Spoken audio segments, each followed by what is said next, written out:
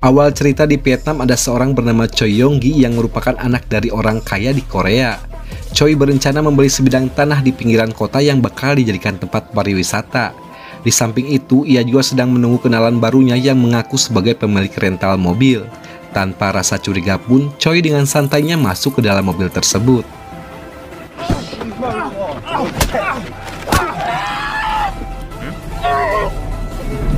Scene berpindah di negara Korea di mana ada orang stres yang tiba-tiba ngamuk tak jelas entah kenapa, mungkin efek dari harga sembako yang melambung dan tidak mendapatkan BLT sama sekali. Oleh karena itu sejumlah warga menjadi resah karena kelakuan orang tersebut.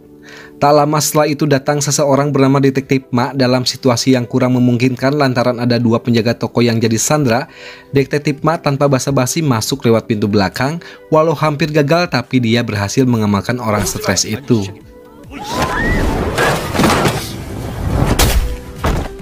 Kejadian itu pun tersebar ke publik. Tak lama kemudian kapten mereka pun tiba dengan membawa pesan untuk Detektif Ma yang ditugaskan menangkap Yong-hun, seorang buronan perampok perhiasan yang kemudian kabur ke negara Vietnam. Setibanya di Vietnam, mereka berdua sudah janjian dengan Park Chang-soo, seorang petugas kantor konsultan. Setelah itu mereka pun diajak nongkrong sambil kulineran. Detektif Ma melihat sekumpulan preman Korea yang sedang membawa narkoba dan berencana menangkap mereka. Tapi sayangnya dia dicegat oleh sang kapten dan preman tersebut pun pergi begitu aja. Tak lama setelah itu tanpa sengaja Detektif Ma bertemu dengan mantan anak buahnya yang sekarang menjalani bisnis dunia malam di Vietnam. Di mana dia mengingatkan Detektif Ma supaya lebih hati-hati karena preman di sini barbar semua yang mungkin bisa melukainya. Ketika berada di kantor tempat Park Chang bekerja, mereka membicarakan Jong-hun yang tiba-tiba menyerahkan diri entah kenapa.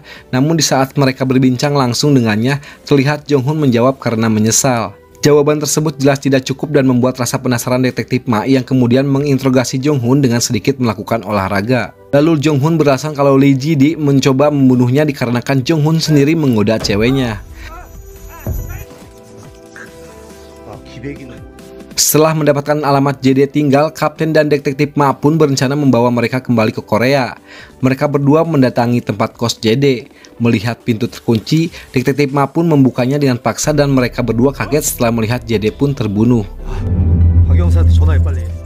Detektif Ma langsung menanyakannya kembali pada Jong-hun yang tiba-tiba ketakutan setelah mendengar kematian JD. Kemudian Jong-hun pun menceritakan kalau sebenarnya dia telah menculik seseorang diperintahkan oleh Kang Hae-sang untuk merampas harta kekayaan yang dimiliki Choi, pemuda kaya pemilik usaha resort. Di mana setelah Choi tertangkap, Kang bilang kalau Jong-hun dan temannya ternyata amatiran. Mendengar hal tersebut membuat mereka marah pada Kang. Namun ternyata pada kesempatan itu Choi kabur untuk menyelamatkan diri.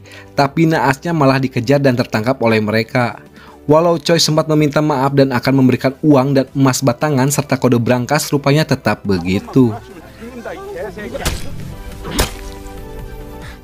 Setelah mayat mereka sudah dibungkus, Kang menyuruh Jong-hun dan JD untuk mengubur mereka berdua. Namun sebelum terkubur, Kang memotong salah satu tangan Choi untuk dijadikan bukti ke ayah Choi dan meminta tebusan sebesar 500 perak. Semenjak kejadian tersebut, Jong-hun sama sekali tidak mendapatkan apa-apa dan ia lebih memilih menyerahkan dirinya ke polisi untuk menyelamatkan diri. Tak lama kemudian, Detektif Ma meminta pada rekan mereka di Korea untuk mengusut siapa sosok Kang yang diduga sebagai dalang di balik kematian Choi. Park Chang sendiri tidak mendapatkan bantuan dari pihak kepolisian di sini untuk mengusut kasus tersebut dan malah diminta untuk menunggu sekitar 1 bulan turunnya surat perintah. Tak mau lama-lama, Detektif Ma pun lebih memilih bertindak sendiri. Setelah berada di lokasi yang diberikan oleh Jong-hun, Detektif Ma lantas mendobrak pintu dan pencarian pun dimulai.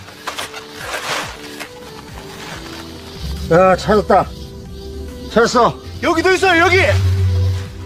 Setelah berhasil menemukan kedua mayat tersebut, para kepolisian di Vietnam pun mulai mengevakuasi mayat tersebut.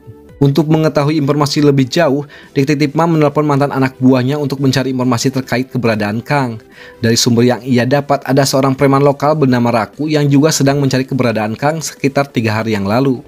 Scene lainnya, beberapa orang yang merupakan pembunuh bayaran yang dikirim ayahnya Choi datang ke tempat Kang untuk mengambil uang anaknya dan sekaligus memburu Kang. Di saat yang bersamaan, Detektif Ma dan Kapten masuk ke tempat di mana sejumlah preman berada di sana untuk mencari Raku dan menanyakan informasi tentang siapa pembunuh bayaran yang mencari Kang.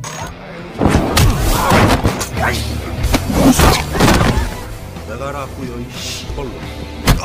까불고 있어. Kang dan temannya yang baru saja tiba di rumahnya memiliki firasat bahwa di dalam ruangan sudah ada seseorang yang memburunya, di mana hal itu membuat mereka semua semakin waspada akan kedatangan Kang. Namun pergeludan pun terjadi juga.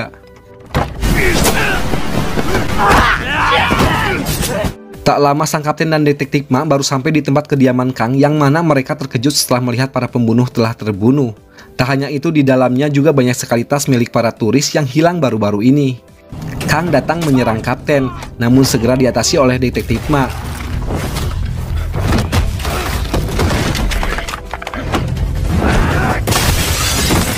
Beruntungnya ia masih selamat, namun sayangnya mereka harus dideportasi. Tapi detektif Ma masih belum menyerah begitu aja. Ia kemudian mencoba menanyakan keberadaan Kang pada temannya Kang, yang ternyata Kang telah menuju Korea. 강에서 한국 가서 최춘백 만나러